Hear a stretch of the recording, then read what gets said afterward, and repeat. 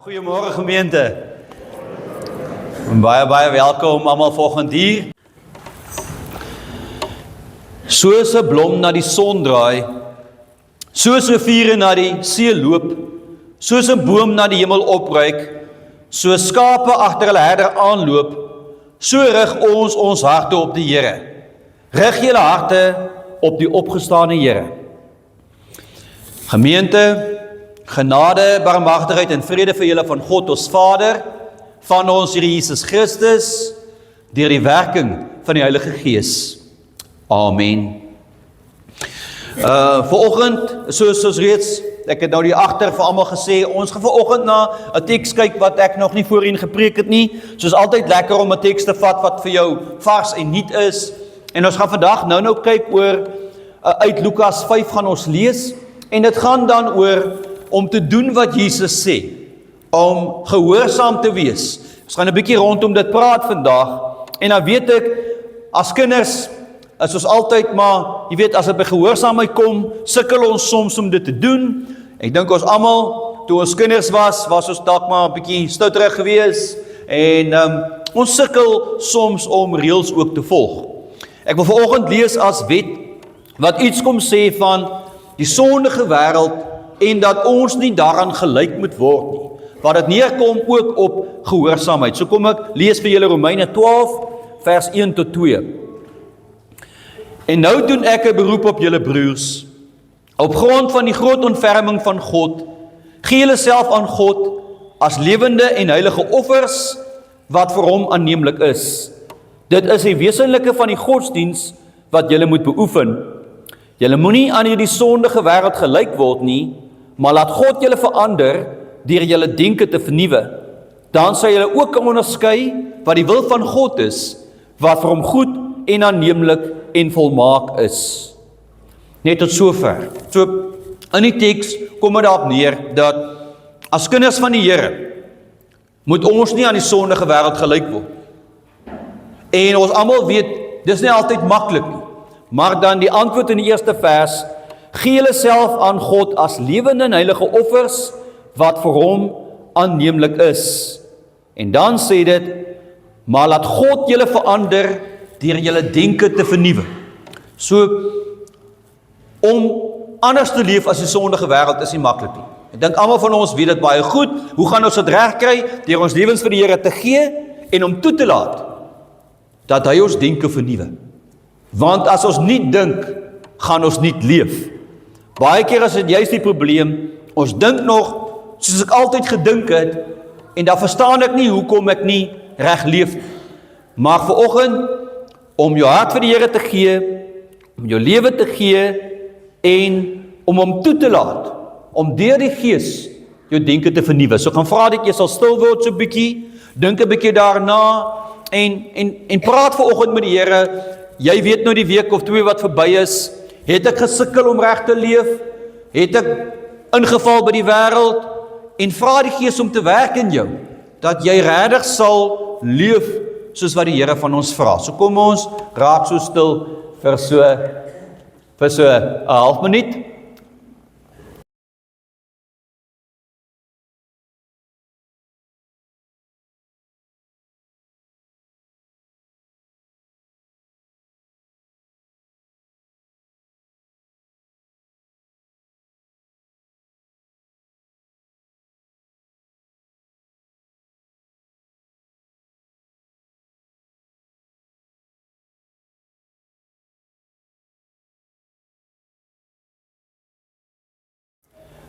Wie is 'n God soos U? U vergewe sonde, hy sal ons weer genade betoon, hy sal al ons sonde tot niet maak, U sal al hulle sondes in die diepsee gooi. Amen. So kom ons sluit ons oë en dan begin ons ook met 'n gebed. Liewe Hemelse Vader, ons kom dankie dat ons volgend vir U kan stil wees, dat ons kan saam wees, dat ons kan loof, dat ons kan prys, dat ons die woord kan hoor, en dat ons net vanoggend in U nabyheid kan wees.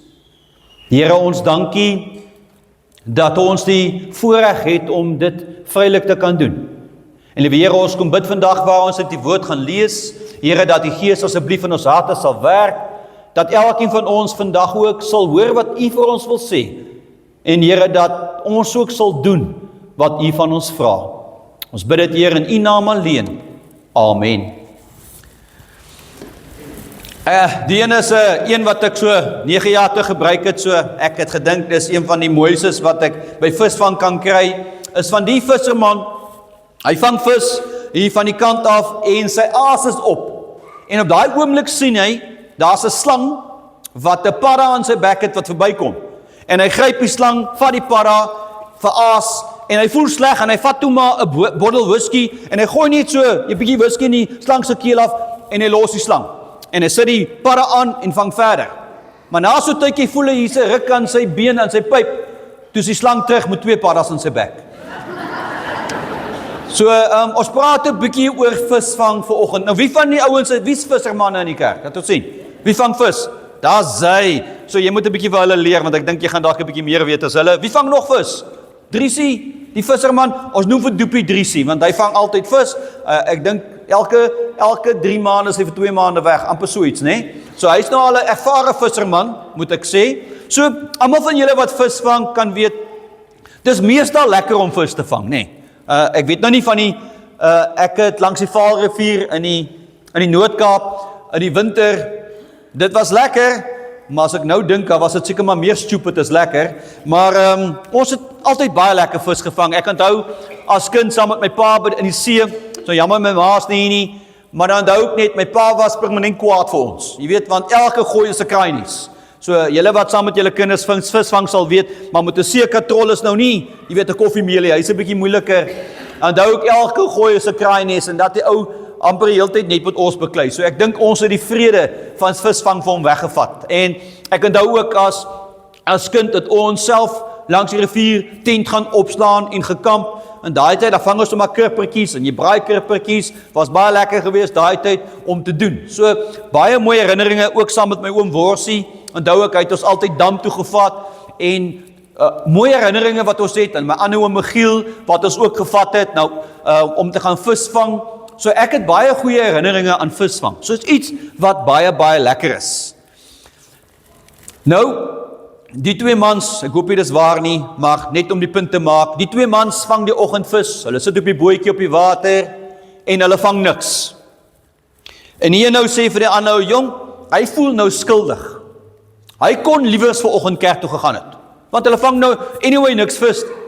En die ander sê nee, wat, hy voel nie skuldig nie, hy sou anyway nie kon kerk toe gaan vanoggend nie. En die pel vrou, hoekom? Hy sê, want my vrou is siek by die huis. So, ons praat vanoggend, maar enige visserman sal weet, is dat soms vang jy niks. So ek weet nou nie, vandag se verhaal gaan ons nou 'n bietjie meer hoor, maar hulle het heel nag deur gevang en niks gevang nie. Nou ek het dan weet deel nag deur gevang, maar daar was altyd dan maar 'n klein visie of dalk 'n byt of 2, maar om te vang om niks te vang nie. Ek dink elke visserman ken dit. So jy's nie altyd so suksesvol nie. Soms vang ons niks. Vandag gaan ons iets van dit lees ook in ons teks. So kom ons lees saam Lukas 5 vers 1 tot 11. Ek dink is 'n redelike bekende deel, maar vir my nogal 'n treffende teks vir oggend. So ons lees saam van vers 1 af. Op 'n dag het Jesus by die see van Galilea gepreek. Daar was so 'n groot klomp mense dat hulle mekaar omtrent vertrap het om behoorlik te kon sien. Jesus maak toe 'n plan. Hy het gesien dat 2 vissersbote teen die kant van die see vasgemeer lê. Die vissermanne het pas uit hulle bote geklim en was besig om hulle nette skoon te maak. Jesus gaan klim toe in Simon se boot en vra hom om 'n entjie van die kant af weg te vaar. Hy het in die boot gaan sit en van daar af met die skare gepraat.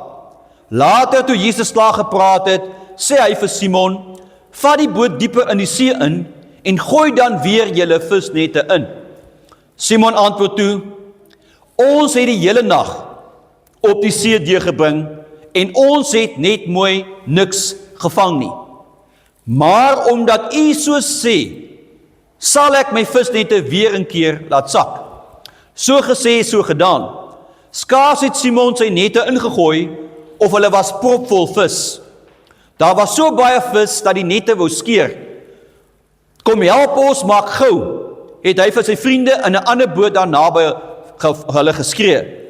Later was albei bote vol vis. Hulle was so swaar gelaai, dat hulle amper gesink het. Simon Petrus was verslae oor wat gebeur het. Hy het op sy knieë voor Jesus neergeval en gesê, Here, U kan nie langer by my bly nie, want ek is 'n groot sondaar. Petrus en almal saam met hom op die bote was verstom oor hierdie groot visvangs. Ook Petrus se vriende Jakobus en Johannes, die seuns van Zebedeus, was daardeur aangegryp. Jesus sê toe vir Petrus, moenie bang wees nie. Jou werk begin nou eers. Van nou af gaan jy mense vang. Jy sal maak dat baie mense in my glo. En rukkie later, toe hulle die bote veilig vasgemeer het, het hierdie mans hulle bote net daar laat staan en volgelinge van Jesus geword. Net tot sover. So, ek hoop julle het al die teks gelees, 'n baie mooi teks, ek dink redelik bekend. In die stukkie sien ons dat Jesus preek vir die mense, maar die mense is baie. So, skare begin nou half hom 'n bietjie druk en hy sien dan 2 bootjies daar, sê vir Petrus, weet jy wat, vat my net so eentjie met die boot uit, dan kan hy nou van die boot af met die mense praat, dan is daar nou 'n bietjie meer spasie. En ons sien dat Petrus hulle was klaar vis gevang vir die nag, en ons sien dan dat hulle is besig om hulle nette skoon te maak. Dit beteken, hulle skof is verby, hulle is nou klaar. En dan sien ons dan dat Jesus preek dan van die bote af, en toe Jesus nou klaar gepreek het, sê hy toe vir Petrus, vaar 'n bietjie dieper die see in, gooi net weer een keer jou nette uit. En dan, ons gaan nou meer hieroor praat, maar dan sien ons dat Petrus dan sê, maar Here, ons het dan nou heel nag gevang. Weet, ons het heel nag gevang, en ons het niks gevang. Maar omdat U so sê, weet jy wat, ons sal dit doen, en hulle gaan, gooi die nette uit, en dan sien ons dat hulle vang baie vis. En die teks beklemtoon dat so baie vis, dat die nette wou skeer. So baie vis, dat die 2 bootjies amper gesink het, so vol vis was dit gewees. Wat wonderbaarlik is, as jy dink daaraan, van niks na hierdie baie vis, wys vir ons iets van hierdie wonderwerk wat hier gebeur. En ons sien dan dat Petrus op sy knieë val voor Jesus, en dan sê hy, Here, U kan nie langer by my bly nie, want ek is 'n groot sondaar. Want deur dit besef hy wie Jesus is. Nou, in Lukas 4, is sy skoonmaag gesond gemaak. So hy het klaar iets gesien van Jesus en sy mag, wie hy is. Maar na hierdie gebeurtenis is hy aangeraak. Nou, Petrus as 'n visserman, hy het geweet logies, as jy heel nag, want nou nag was visvangtyd, dag werk nie, heel nag het hy probeer, niks gevang nie. So, wat hier gebeur het was onmoontlik. En hy is so aangeraak, hy besef wie Jesus is, hy besef dat hy Here is, en hy val op sy knieë voor hom neer, en hy voel nie as waardig om in Jesus se teenwoordigheid te wees nie. En Jesus sê toe vir hom, moenie bang wees nie, jou werk begin nou eers, van nou af gaan jy mense vang, jy sal maak dat baie mense in my glo. So hy sê vir Petrus, moenie bang wees nie, want van nou af gaan jy mense vang vir my. Jy gaan mense van my vertel, en baie gaan deur jou in my glo. So, hier kry Petrus sy roeping, dat hy 'n visser van mense gaan word. En dan sien ons, wat vir my interessant is, van die verhaal, ek het hom al gelees, maar hier het my gevang, 'n rukkie later, toe hulle die bote vasgemeer het al hierdie mans, volgelinge van Jesus geword. So, al hierdie baie vis wat hulle gevang het, dit blyk of hulle dit net daar gelos het. En hulle is agter Jesus aan. Wat iets sê vir jou, hulle het iets gesien van Jesus. Hulle het gesien hy is Here, en hulle volg hom soos een man. Nou is die vraag vanoggend vir ons, daar's baie wat ons uit hierdie teks kan uithaal. Nou, ek gaan nie op alles fokus nie, ek het een fokuspunt, maar wat kan ons uithaal? Eerstens, hierdie is 'n wow wonderwerk. Jy moet besef dat van geen vis heel nag tot 'n magdomvis in 'n kwessie van sekondes, logies maak dit nie sin nie. So Jesus wys, hy is die seun van God, hy wys hy is Here, en deur hierdie wonderwerk het Petrus, Jakobus en Johannes het hulle sy volgelinge geword, sy disippels geword. So 'n wonderwerk wat ons iets leer van hom. Tweedens, kom sê dit iets vir ons dat Petrus word 'n visser van mense en ek en jy ook. Dat ons vissers van mense is, dat ons mense vir die Here moet wen. En ook dat ons moet volg. Wat my mooi is van die teks is toe hulle die bote vasgemeer het hulle dadelik vir Jesus gevolg. Daar was nie eers van Jesus, dit was nou baie nice wat u gedoen het, maar gee ons net so 'n paar dae. Jy weet, ons gaan gou 'n bietjie eers dinge regmaak, dinge regkry, vir almal sê. Dadelik het hulle Jesus gevolg. Wat iets vir my sê van baie keer wanneer ons volg, is daar voorwaardes, is daar verskonings. Maar om te volg, voluit, is vir my baie mooi. Maar die teks, of die deel waarop ons gaan fokus vandag, is hierdie deel. Nou vir my is dit wow. Ons sien dat nadat Jesus gepreek het, onthou toe Jesus nou vir Petrus vra, vat my op die bootjie uit, was dit 'n voorreg. Onthou Jesus het sy skoonmaak gesond gemaak, almal luister vir Jesus, so dis 'n voorreg om hom op jou bootjie te vat. So hy vat hom uit. Maar dan sien ons dat hy hom die opdrag gee, weet jy wat, gaan weer uit, gooi weer jou nette in. Nou, ek kan nou dink, vat vir Petrus, heel nag, vis gevang. Heel nag. So, hulle is moeg. Het nie geslaap nie, het gesukkel, is frustreerd. So, ek meen, hy wil nie graag weer nette gaan ingooi nie, en hulle klaar begin om die nette skoon te maak. So dit maak nie sin nie, en hy wat 'n visserman is, hy weet 'n mens vang nie in die dag vis nie, dit moes in die aand gebeur het. As hulle in die aand dan nog geen vis gevang het nie, wat's die kans dat hulle nou gaan vis vang? En Jesus is nie 'n visserman nie. Weet, so hy kon maklik gesê het, maar Here, u weet nie van visvang af nie. Jammer, maar ons het klaar gevang. Ek is moeg, het nie geslaap nie.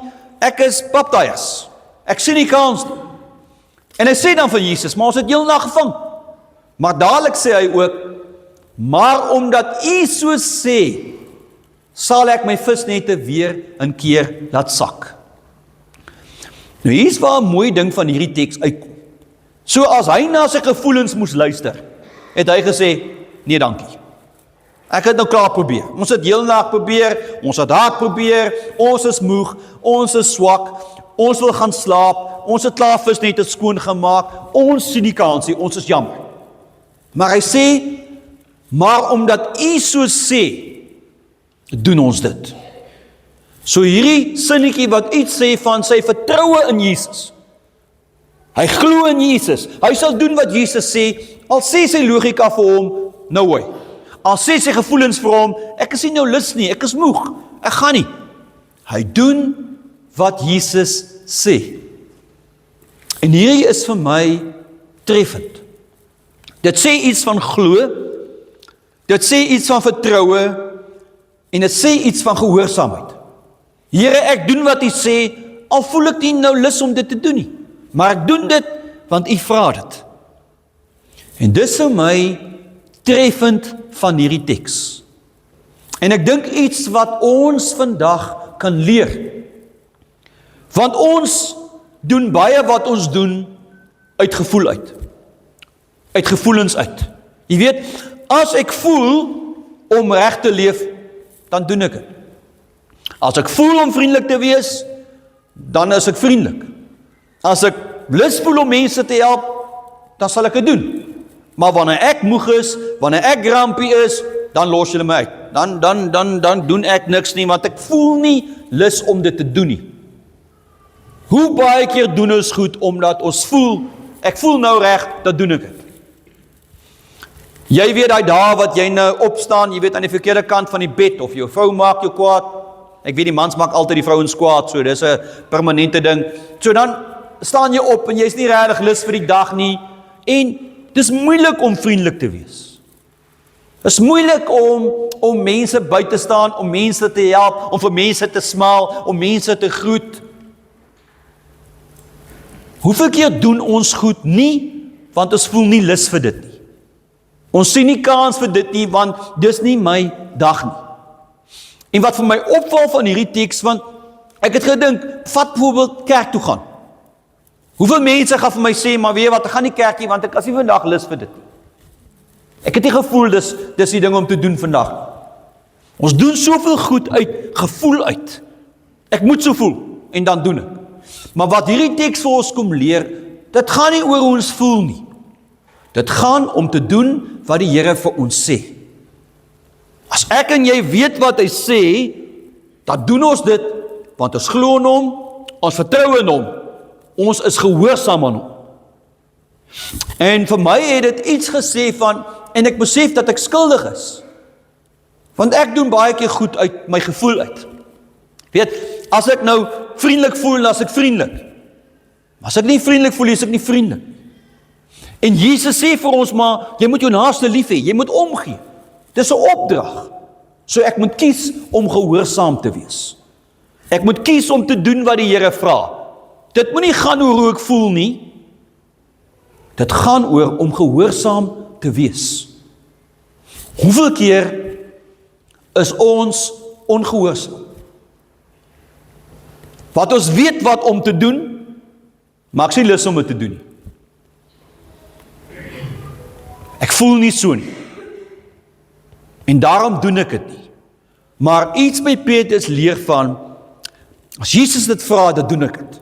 Vra nie, gaan nie oor ek voel nie, gaan nie oor my logika nie, ek doen dit, omdat Jesus dit van my vra. En die vraag vanoggend vir my is, doen ek wat Jesus sê? As hy die woord van my leer, ek moet hom lief hê, ek moet hom dien, doen ek dit? Of dink ek maar, ek voel nie vandag lus om te dien. As hy vir ons vra, ons moet ons naaste lief hê, dat ons moet omgee, dat ons moet uitreik, dat ons moet help, dat ons vissers van mense moet wees, dan sê ons, Here, ag, jy weet, ek voel nie vandag lus vir dit. Is nou nie 'n goeie dag vandag nie. Miskien môre, of miskien as ek eendag uit die skool uit is, miskien as ek klaar gewerk het, miskien eendag as ek baie geld het, altyd uitstel. Om te doen wat Jesus vra. Nou hierdie is 'n ware verhaal. En Pierre Baal, hy was 'n gunner gewees om Jakob, so ek weet nie, hy was nou seker nou nie saam met oom nie, maar hy was 'n gunner gewees en eendag staan hy, dis daarna by Parys, staan hy met sy kanon en sy generaal nou gee hom die opdrag. Hy sê vir hom, sien jy daar oor die rivier, langs die brug, is daar so huisie. Ek wil hê, jy moet mik en daai huisie skiet, jy weet. En hy sien die ou, raak so bleek in sy gesig, mik met die kanon, skiet die kanon, en 'n skolskoot. En hy sien op, Baal se, hy loop amper 'n traan by sy wang af. En hy vra vir hom, wat's fout? Hy sê, weet jy wat generaal, daai was my huis gewees. Alles wat ek het en besit. Nou wat mooi is van die verhaal, dis gehoorsaamheid. Hy kon gesê het, generaal, nee man, dis my huis, ek kan dit nie doen nie.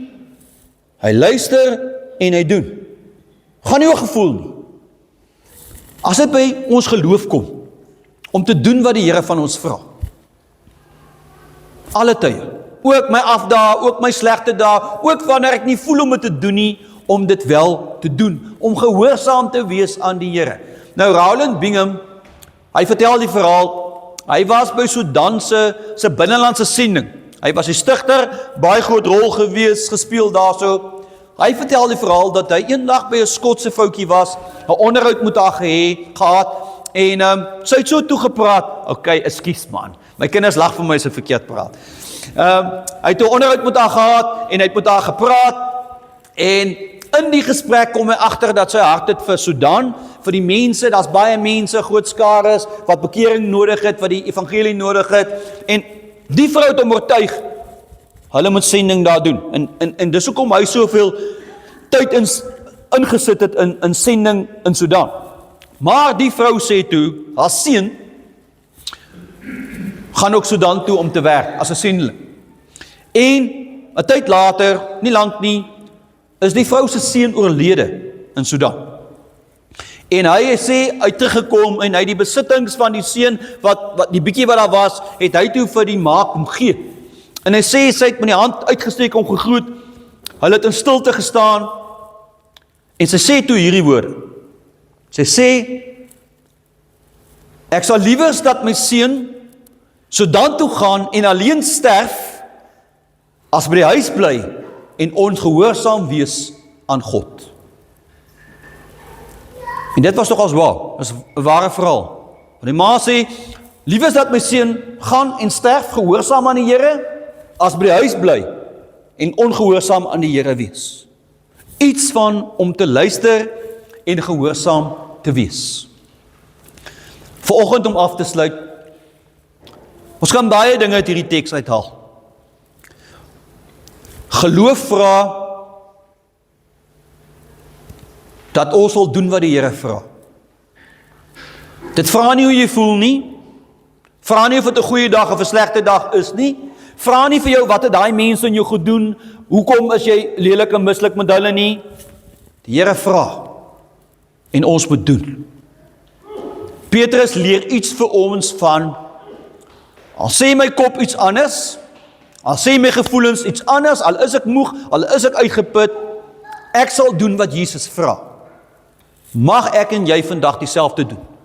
Dat ons sal doen wat Jesus vra, al sê my kop nee, al sê my gevoelens nee, ek is gehoorsaam aan die Here. Amen. Kom ons sluit ons oë.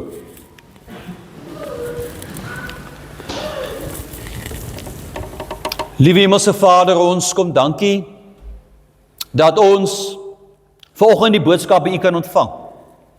Liewe Heer, ons dankie dat ons vandag ook kan weet dat U ons Here is, dat U ons uitstuur om visser vir mense te wees. Here, dat U ons uitstuur om 'n verskil te maak in die wêreld daar buite. Here, dankie dat ons U instrumente in die hand kan wees. Maar liewe Heer, ons kom bid vandag, mag U Gees ook in ons harte werk, dat ons gehoorsaam aan U sal wees. Here, dat ons sal doen wat U van ons vra. Here, dat ons U sal dien, U sal lief hê, dat ons naaste sal lief hê, al is dit nie altyd maklik nie. Here, mag U Gees ons bereidwillig maak. Here, mag U Gees ons gehoorsaam maak, dat ons sal glo, dat ons sal vertrou, en dat ons sal doen wat U vra. Here, wees met elkeen hier vandag. Here, U weet, wie het vandag U hand baie nodig, vir die wat seer het, vir die wat swaar het. Here, mag U op 'n besondere manier by hulle teenwoordig wees. Here, ons bid dit alles vandag in die groot naam alleen. Amen.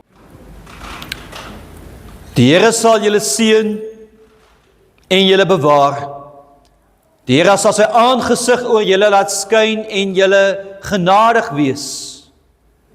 Die Here sal julle gebede verhoor en aan julle sy vrede skenk. Amen.